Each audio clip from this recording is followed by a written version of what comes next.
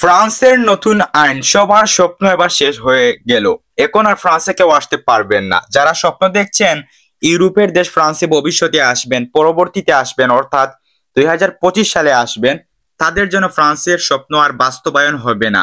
কি কারণে হবে না, কেন ফ্রান্সে আসা যাবে না, আর ফ্রান্সে আসতে হলে কি কি করতে হবে, সব বিষয়গুলো নিয়ে আজকের ভিডিওটিতে আমি আলোচনা করব। বর্তমানে ফ্রান্সের অবস্থা কি আপনাকে জানা খুবই দরকার। আপনার জানা ফ্রান্সের অবস্থা এতটাই হার্ড হচ্ছে, যত দিন যাচ্ছে ততই ফ্রান্সের নিয়ম কানুন সবগুলোই কঠিন হচ্ছে। আজ থেকে 10 বছর 5 বছর আগে ফ্রান্সের আইনগুলো ছিল খুবই সহজ, বর্তমানে ডে বাই ডে অনেক হার্ড হচ্ছে। বিদায় ফ্রান্সে আসার পরেও অনেকেই বৈধ হতে পারছে না।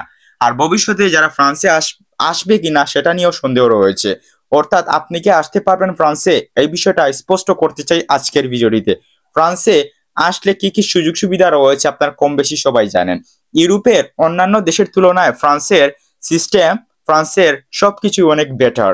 এবং ফ্রান্সে যারা বৈধ হতে পারে তাদের জন্য বিশেষ বিশেষ সুযোগ রয়েছে। তারা যারা বৈধ রয়েছে তারাই কিন্তু বলতে পারবে। তো যাই হোক, আপনি ফ্রান্সে আসতে পারবেন কিনা, ফ্রান্সের আইন কি বলছে, এই বিষয়টা আপনার জানা দরকার। তাই আমি আপনাদের কাছে অনুরোধ করছি, রিকোয়েস্ট করছি, দয়া করে আজকের ভিডিওটি সম্পূর্ণ দেখবেন, তাহলে বুঝতে পারবেন, শিখতে পারবেন এবং ভবিষ্যতে যদি যারা ফ্রান্সে আসবে তাদের অনেক উপকারে আসবে।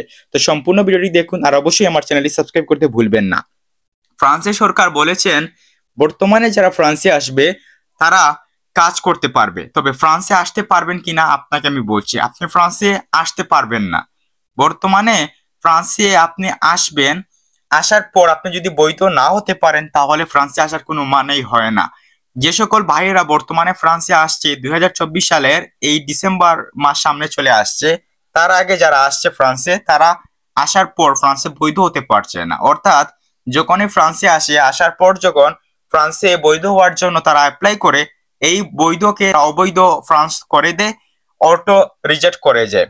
অর্থাৎ আপনি যখন সরকারিভাবে ফ্রান্সে বৈধ হওয়ার জন্য কেস করেন, সেই কেসের ফলাফল আসে রিজেক্ট, কোনো কিছু না বলেই অটোমেটিক রিজেক্ট করে দেয়। তো সেই ক্ষেত্রে আপনি ফ্রান্সে অবৈধ, আপনাকে ফ্রান্স থেকে চলে যাওয়ার জন্য ফ্রান্সের সরকার বলে বলে দেন।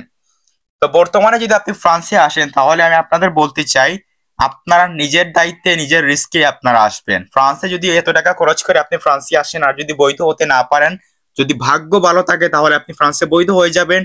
আর আপনি যদি ভাগ্য আপনার খারাপ থাকে, তাহলে যদি সরকারিভাবে আপনি বৈধ না হতে পারেন, তাহলে আপনার কপালে দুঃখের ভার রয়েছে, অনেক অনেক অবস্থা আপনার খারাপ হবে। এই বিষয়টা আমি একটু স্পষ্ট করতে চাই।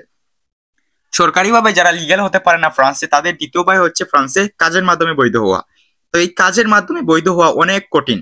বর্তমানে যারা স্যালারি কার্ডের জন্য আবেদন করে, অর্থাৎ 5 বছর 10 বছরের আওতায় যখন ফ্রান্সে তারা কাগজ জমা করে কাজের মাধ্যমে, তখন দেখা যায় অনেকেই বৈধ হয়ে যায়, অনেকেই বৈধ হয় না, অটো রিজেক্ট হয়ে যায়।